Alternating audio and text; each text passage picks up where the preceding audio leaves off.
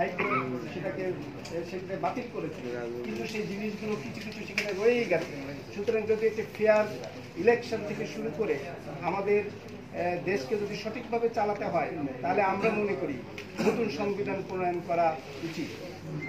সেক্ষেত্রে বাংলাদেশের যে নামটি রয়েছে গণপ্রজাতন্ত্রী বাংলাদেশ বা দ্য রিপাবলিক অফ বাংলাদেশ, এই নামের কোনো পরিবর্তন আপনারা চান কিনা? না, আমরা আমার সহকর্মীর সাথে আরেকটু যুক্ত করে বিসমিল্লাহির রহমানির রহিম সেটাও কি তাহলে বাদ দিয়ে দিতে হবে? শুনুন, এখানে একটা ব্যাপার, আমাদের ডক্টর একটা ঐক্যমত্য কমিশন রয়েছে, ওনারা অনেক চিন্তা ভাবনা করে এবং জনগণের মতামত নিয়ে ওনারা একটা রিপোর্ট তৈরি করেছেন, বিরাট রিপোর্ট, আপনারাও হয়তো পড়েছেন, আমিও পড়েছি। সেখানে অনেক কিছু তারাও নির্দেশনা দিয়েছেন। সুতরাং এগুলো গণপরিষদ যদি হয়, সেখানে আলাপ আলোচনা করা হবে, ডিবেট করা হবে যে কোনটা better for the country, and তখন সেটাকে অ্যামেন্ডমেন্ট করা হবে। কিন্তু গণপরিষদ ছাড়া সংবিধান পরিবর্তন বা নতুন করে লেখা যেটাই বলেন না কেন, কিছুই করা সম্ভব হবে না।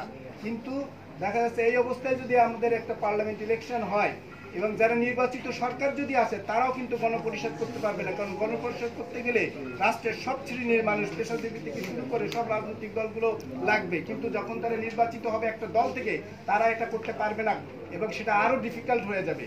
সুতরাং দিস ইজ দ্য